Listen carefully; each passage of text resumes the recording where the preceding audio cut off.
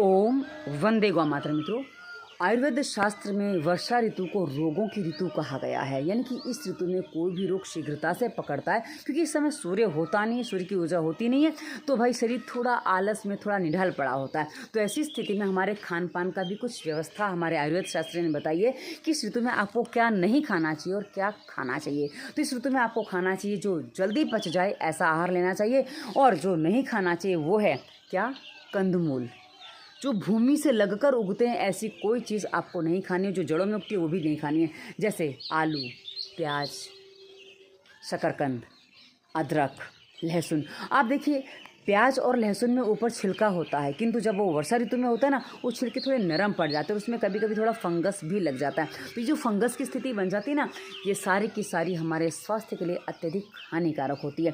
तो इस ऋतु में कंदमूल बिल्कुल नहीं खाने चाहिए। और जैनों में तो ये परंपरा ही है कि चतुर्मासों कंदमूल वैसे तो हमेशा ही नहीं खाते, पर जो विशेष होते हैं वो विशेषकर वर्षा ऋतु में तो फिर भी नहीं खाते। उसके अलावा मित्रों, दूसरा जो आपको नहीं खाना है, हरी सब्जियाँ। हरी सब्जियाँ वैसे खा सकते हैं, पर कौन सी नहीं खानी?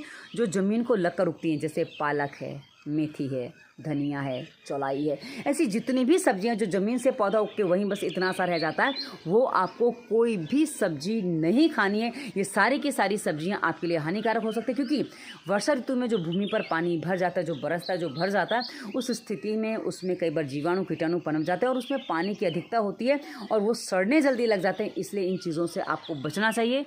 बिल्कुल आपको इसका सेवन नहीं करना चाहिए। अब जो खाना चाहिए वो भी थोड़ा सा समझ लीजिए। इस ऋतु में आप देखेंगे ना, बेलें बहुत जल्दी फैलती है। देखिए, बेल आप देखिए, पेड़ों पे बेल चढ़ जाती है, कहीं भी बेल चढ़ जाती है।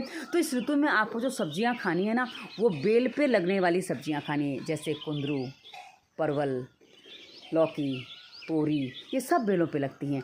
भिंडी।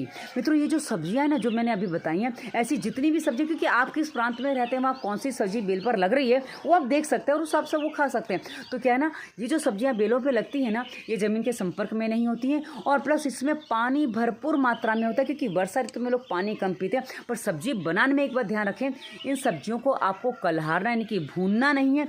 सब्जी में थोड़ा रसा रहना चाहिए और सब्जी को पानी डाल के ना पकाएं, बिना पानी के इतने अच्छे से भाप में पकने दें ताकि वो अच्छे से पके भी और उसका पोषण भी आपको पूरा मिले। यानी कि आपको धीमी गैस पे भोजन बनाना है। भोजन कैसे बनाते हैं, इसी वीडियो के डिस्क्रिप्शन में डेली एक्सरसाइज व्लॉग में मैंने कुछ वीडियोस दिए हैं। उसके अलावा सरल भोजन प्लेलिस्ट में आपको वीडियो मिलेंगे कि भोजन बनाने की सही विधि क्या है। यदि आप वो समझ लेंगे ना, तो आपकी सब्जियां बहुत स्वादिष्ट भी बनेंगी, प्लस आपके स्वास्थ्य के लिए हितकर भी रहेंगी।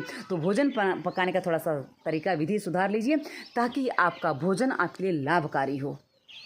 ये वीडियो आपको कैसा लगा उसे बताइएगा और डिस्क्रिप्शन चेक करिए, आपके काम की बहुत सारी वीडियोस हैं। धन्यवाद। वंदे मातरम।